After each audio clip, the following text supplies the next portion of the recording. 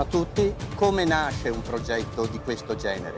Esiste un committente che vuole realizzare una nuova opera e quindi prepara dei disegni di progetto. In questo caso si trattava di realizzare il nuovo viadotto sul fiume Tagliamento.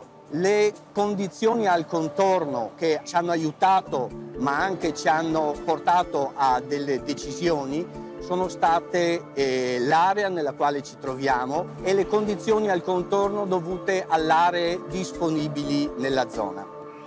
Il progetto per questo motivo è stato suddiviso in due aree, se vogliamo, distinte. Una prima area di prefabbricazione e una seconda area di costruzione e montaggio vero e proprio del ponte.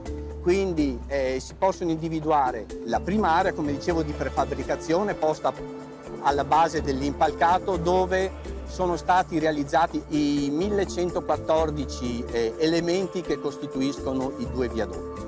E una seconda area che è l'area vera e propria di montaggio del ponte, che viene realizzata qui alle mie spalle mediante quel macchinario verde-azzurro che si chiama carrovaro.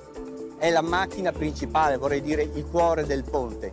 Lui riceve i conci dalla prefabbricazione e li mette in opera, vorrei dire con una precisione millimetrica. In circa 18 mesi sono stati realizzati i 1114 elementi, sono stati quindi trasferiti nell'area di montaggio.